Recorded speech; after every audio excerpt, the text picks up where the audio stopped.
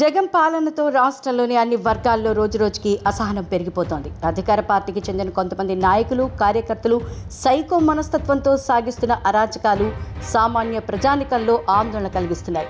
వివిధ ప్రాంతాల్లో రౌడీ మూకలు పేటరేగిపోతున్నాయి. గంజాయి, మద్యం మత్తులో విచక్షణ కోల్పోయి వారు చేస్తున్న ఆగడాలు ఇటీవల కాలంలో వెలుగు చూస్తున్నాయి. దీన్ని కేవలం శాంతి భద్రతల సమస్యగానే పరిగణించడానికి వీల్లేదు. దాని మూలాల్ని కనుగొని నిర్మూలించాల్సిన అవసరం ఎంతైనా ఉంది. ఎక్కువ సందర్భాల్లో ఈ రకమైన ఆగడాలకు పాల్పడేవారు అధికార పార్టీ వైసీపీకి చెందినవారే ఉండటంతో పోలీస్ యంత్రాంగం మొత్తం నిస్సహాయంగా ఉండిపోవాల్సి వస్తోంది. ఈ స్థితిలో ఏపీలోని సామాన్య ప్రజానికంలో ఆలోచన మొదలైంది. ఏపీలో తిరిగి శాంతియుత వాతావరణం నెలకొనాలి అంటే తెలుగుదేశం పార్టీ అధికారంలోకి రావాల్సిన అవసరం ఉందన్న అభిప్రాయం సర్వత్రా వ్యక్తమవుతోంది. టీడీపీ హయాంలో రౌడీ మూకల ఆగడాలు సమర్థంగా అరికట్టే విధంగా పోలీసు యంత్రాంగం వ్యవహరించింది.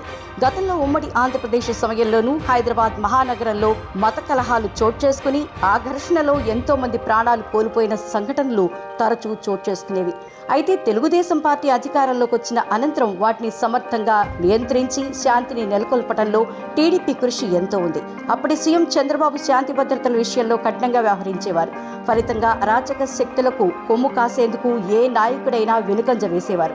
కానీ ప్రస్తుతం జగన్ పాలనలో పరిస్థితులు అందుకు భిన్నంగా ఉన్నాయి.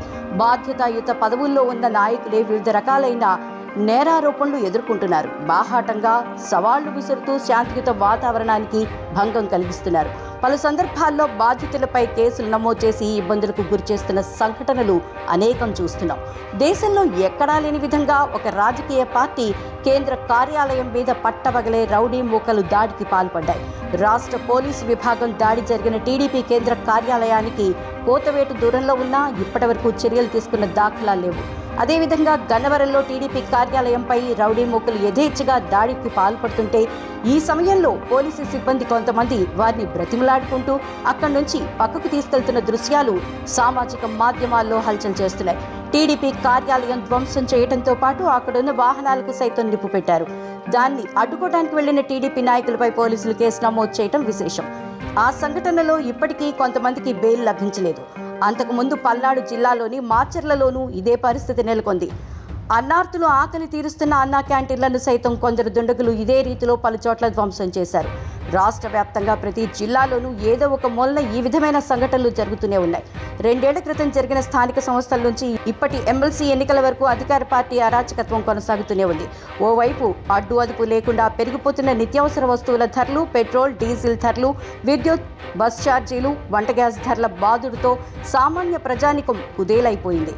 ఉద్యోగం, ఉపాధి అవకాశాలు దొరక్క నిరుద్యోగ యువత దిక్కుతోచని స్థితిలో ఉంది. ఆంధ్రప్రదేశ్లో ప్రతి ఒక్కరూ ఇదేం కర్మ మన రాష్ట్రానికి అనే నైరాశ్యంలో ఉన్నారు. ఈ స్థితిలో కనీసం శాంతియుత వాతావరణం లేకపోవడంతో సామాన్యుని బతుకు దుర్భరమైపోయింది. తెలుగుదేశం పార్టీ అధికారంలోకి వచ్చి చంద్రబాబు మళ్లీ ముఖ్యమంత్రి అయితేనే ఏపీలో శాంతియుత పరిస్థితులు ఏర్పడతాయన్న భావన ప్రతి ఒక్కరిలో కనపడుతోంది.